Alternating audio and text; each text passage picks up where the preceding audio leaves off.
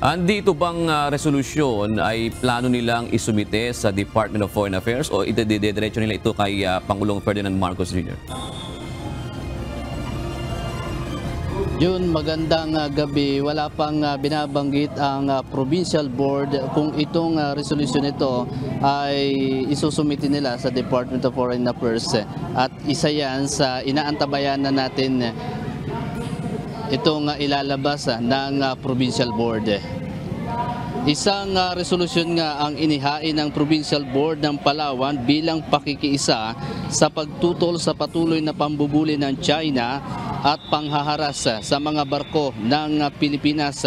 Ayon kay Board Member Roseler Pineda, sa pamamagitan nito ay maipapakita ang pakikiisa ng mga Palawenyo na tutol sa maling aksyon ng China. Expression is in relation with the incident again happened in the West Philippine Sea, yung patuloy na panghaharas ng ating kaibigang mga Chinese, Mr. Chairman, na in return wala ho talagang magawa ang ating parte, no, bilang Pilipino. So sa ganitong panawagan, Mr. Chairman, ay isang paraan at ito isang manifestations ng Palawenyo, isang sentimento na maipaabot natin na tayo ay patuloy na tumututol sa ginagawa o ginagawang lagi ng ating counterpart. Dagdag pa nito, ito ay isang paraan din na maipaabot ang pagsuporta ng mga Palawenyo sa panawagan ng isang mambabatas na pauwiin na sa kanilang bansa si Ambassador Huang Zilian sa China. So kaya ho tayo nag-up uli sa panawagan na suportahan ang pagtanggal ng kanilang ambassador sa Pilipinas. Ayon sa mga mambabatas sa Palawan, hindi katanggap-tanggap ang aksyon ng China sa Pilipinas.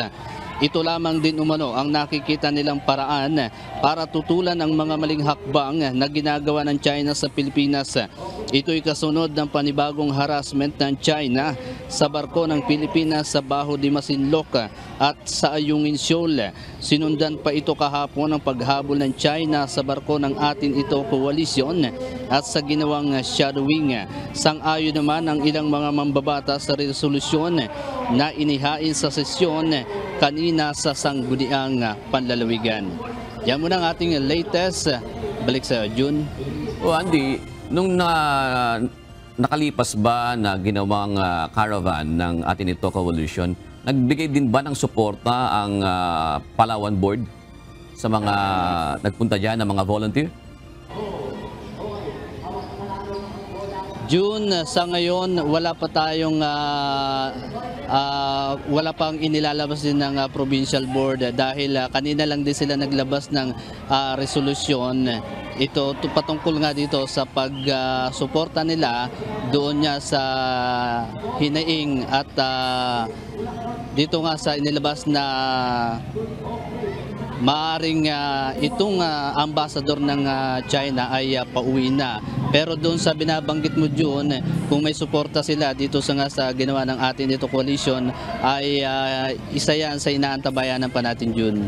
No, pero sa mga mangingisda na apektuhan dyan sa Palawan, meron bang naibibigay na tulong ang provincial government doon sa mga naapektuhan na fishermen? Yes, June, lagi namang sinasabi ng provincial government na itong ating mga mangingisda ay makakaasa na laging tutulungan ng provincial government ng Palawan, lalo na yung mga apektado dahil nga dito sa ginagawa ng Chinese na pambubuli, partikular sa ating mga mangingisda dyan sa West Philippine Sea. Maraming salamat, Andy Pagayona.